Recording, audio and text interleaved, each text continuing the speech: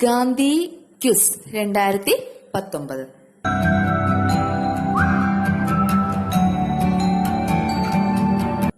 ഗാന്ധിജി ജനിച്ചത് എന്നാണ്?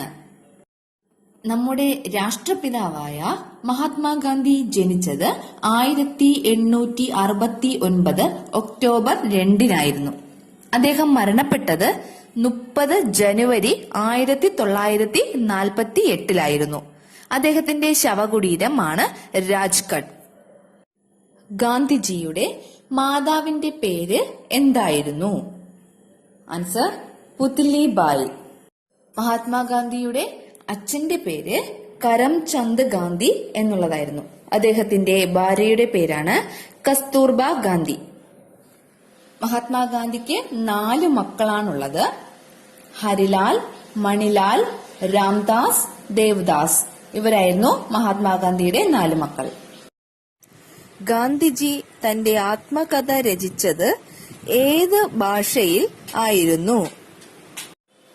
ഗുജറാത്തി ഭാഷയിലാണ് ഗാന്ധിജി തന്റെ ആത്മകഥ രചിച്ചത്.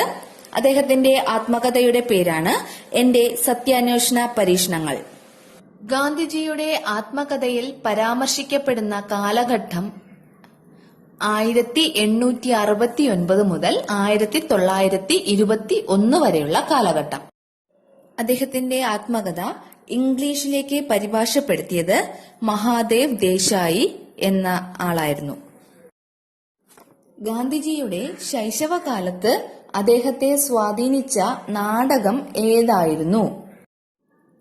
ഹരിശ്ചന്ദ്ര എന്ന നാടകം, അതുകൂടാതെ ശ്രാവണകുമാരൻ എന്നുള്ള ഒരു നാടകവും അദ്ദേഹത്തെ സ്വാധീനിച്ചതാണ്. കേരള ഗാന്ധി എന്നറിയപ്പെടുന്നത് ആരാണ്?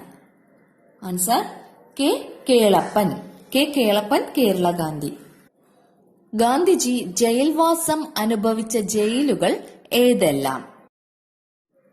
യർവാദ ജയിലിലും ആഗാഖാൻ പാലസിലും.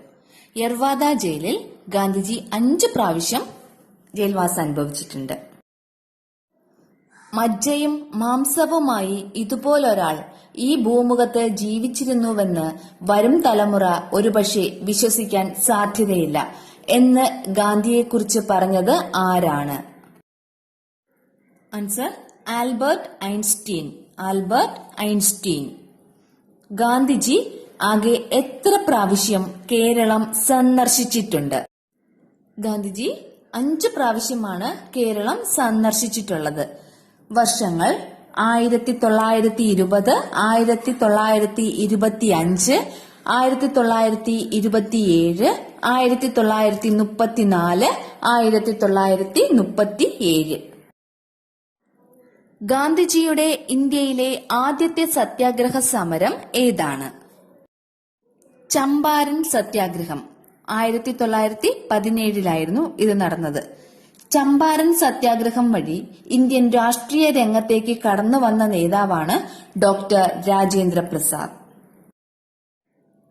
ഗാന്ധിജി ആരംഭിച്ച ഹരിജൻ ദിനപത്രവും വാരികയായ യങ് ഇന്ത്യയും ഏതു ഭാഷയിലായിരുന്നു?